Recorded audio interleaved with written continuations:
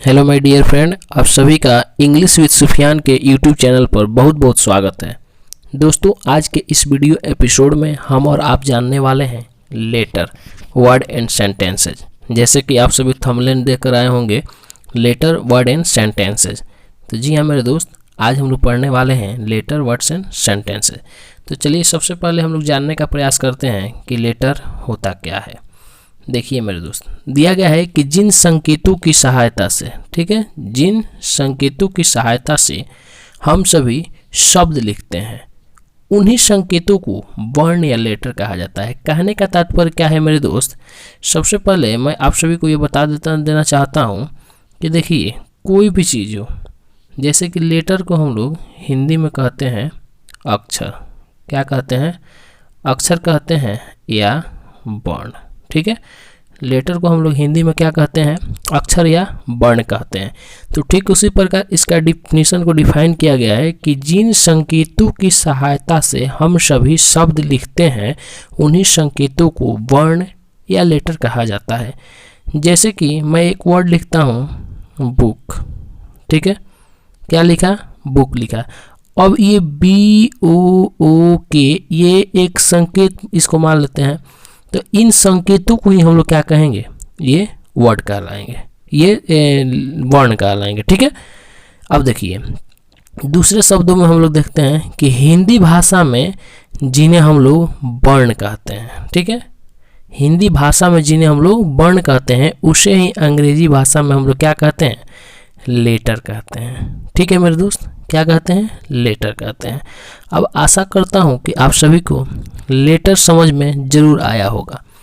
देखिए, अब हम लोग जानने का प्रयास करते हैं कि लेटर्स को दो भागों में बांटा गया है। पहला है वॉवेल और दूसरा क्या है?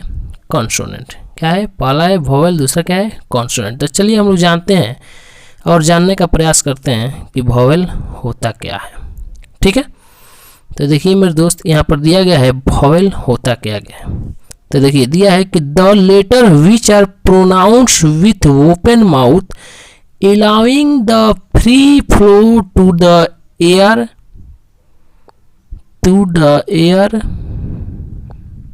One minute to the airs are called vowels. ठीक है मेरे दोस्त, देखिए यहाँ पर ध्यान देंगे, दिया है कि the letter which are pronounced with the open mouth allowing the free flow to the air are called vowels. यानी कहने का तात्पर्य क्या है मेरे दोस्त? देखिए, इसका सीधा सी मतलब यह है कि जिन लेटर का उच्चारण हम लोग किसी अन्य लेटर्स की सहायता के बिना करते हैं, उसे ही हम लोग क्या कहते हैं? वॉवेल्स कहते हैं। दूसरे शब्दों में हम लोग कह सकते हैं कि वे अक्षर जो स्वयं उच्चारित हो और दूसरों के उच्चारण में सहायक हो, खुद के उच्चारण में नहीं, दूसरों के उच्चारण में सहायक हो, वही आपके क्या कहलाते हैं? वॉवेल कहे जाते हैं। या हम लोग ऐसे भी कह सकते हैं कि AEIO और U को वॉवेल कहते हैं। ठीक है, अब चलिए बारी आती है कंसोनेंट की। किसकी बारी आती है? कंसोनेंट की। तो कंसोनेंट हम लोग जानने का प्रयास करते हैं। देखिए, दिया है कि the letters which are pronounced, यानी वैसा लेटर जो प्रोनाउंस किया जा सके by stopping the air flowing freely through the mouth are called consonant. यानी इसके कहने का मतलब क्या है मेरे दोस्त? कि वे अक्षर जिनका उच्चारण स्वयं नहीं हो, ठीक है, वे अक्षर जिनका उच्चारण स्वयं नहीं हो, बल्कि जिनके उच्चारण में वॉवेल की जरूरत पड़े, कॉन्सोनेंट कहलाता है। अब इसके कहने का क्या मतलब है मेरे दोस्त? देखिए, इसका सीधा सी मतलब यही बनता है कि देखिए, कॉन्सोनेंट का यदि हम उच्चारण करते हैं तो इसमें वॉवेल्स का काफ़ी इम्पोर्टेंस होता है, बहुत बड़ा योगदान होता है, क्योंकि बिना वॉवेल्स की सहायता से हम लोग कॉन्सोनेंट का तो उच्चारण कर ही नहीं सकते हैं। तो वही है कि वे अक्षर जिनका उच्चारण स्वयं नहीं हो, बल्कि जिनके उच्चारण में वॉवेल की जरूरत पड़े, कंसोनेंट कहलाता है। ठीक है, आशा करता हूँ आप सभी को समझ में जरूर आ रहा होगा। ठीक है, अगर आप सभी हमारे चैनल पर नए हैं तो हमारे चैनल को सब्सक्राइब जरूर कीजिए, बेल आइकन को भी दबाइए और अपने दोस्तों के पास भी इस वीडियो को शेयर जरूर कीजिए ताकि आपके दोस्त भी इस वीडियो का लाभ उठा सके। देखिए, अब हम लोग जानने का प्रयास करते हैं कि अंग्रेजी वर्णमाला में 26 लेटर होते हैं। कितने लेटर्स होते हैं मेरे दोस्त? 26। यानी इसके कहने का मतलब क्या हुआ कि 26 यानी कि 26 अक्षर होते हैं या 26 लेटर होते हैं। ठीक है, हिंदी में कुल वर्णों की संख्या 52 होती है, लेकिन अंग्रेजी में जो लेटर होते हैं, जो वर्ण होते हैं, वो कितने होते हैं? 26 होते हैं। कितने होते हैं? 26 होते हैं। ठीक है, अब देखिए इनका भी वर्गीकरण किया गया है, यानी लिखावट की दृष्टि से इन अक्षरों को दो भेद होते हैं। लिखावट की दृष्टि से इन अक्षर के कितने भेद होते हैं? 2 भेद होते हैं। अब वो कौन कौन है उसको जानने का प्रयास करते हैं। देखिए, फर्स्ट ऑफ ऑल आपका है कैपिटल लेटर। क्या है? Capital letter. और दूसरा क्या है? Small letter. देखिए, आप लोग देख सकते हैं यहाँ पर कि कैपिटल लेटर को भी लिखकर दिखाया गया है और स्मॉल लेटर को भी लिखकर दिखाया गया है। अब चलिए बात आती है वर्ड की। हम लोग वर्ड जानने का प्रयास करते हैं। देखिए, जब बात वर्ड की आती है तो वर्ड हम लोग बिल्कुल जानने का प्रयास करेंगे। देखिए, दिया है कि कई अक्षरों के मेल से बनी अर्थ देने वाली वस्तु वर्ड कहलाती है। क्या है? कई अक्षरों के मेल से बनी अर्थ देने वाली वस्तु वर्ड कहलाती है। या हम लोग ऐसे भी कह सकते हैं कि एक group of letter is called words. ठीक है, यानी अक्षरों का वैसा समूह जो which makes a complete meaning, a group of letter which makes a complete meaning या which gives a complete meaning is called words. कुछ समझ में आया? चलिए समझने का प्रयास करते हैं। देखिए, दिया है कि कई अक्षरों के मेल से बनी अर्थ देने वाली वस्तु आपकी क्या कहलाती है? वर्ड कहलाती है। ठीक है, अब देखिए दूसरे शब्दों में दिया गया है कि लेटर को आपस में मिलाकर लिखने से उस अक्षर समूह का कोई अर्थ निकलता है या बनता है तो उसे हम लोग क्या कहते हैं? शब्द कहते हैं। ठीक है, क्या कहते हैं? शब्द कहते हैं। चलिए हम लोग आगे जानने का प्रयास करते हैं, देखते हैं क्या दिया गया है। ठीक है, तो देखिए दिया गया है कि एक group of letter that given a complete meaning.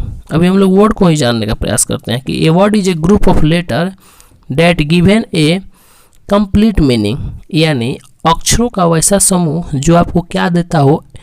एक कंप्लीट यानी पूर्ण रूप से अर्थ देता हो, वही आपका क्या कहलाता है? वर्ड कहलाता है। वर्ड हम सबको नहीं कह सकते हैं, जो वर्ड आपको कोई ना कोई अर्थ दे वही वर्ड है। ठीक है, जैसे बॉय यानी कि लड़का, बॉय, काऊ यानी गाय, गर्ल्स लड़की, पेन कलम, डॉग कुत्ता, कुत्ता ना।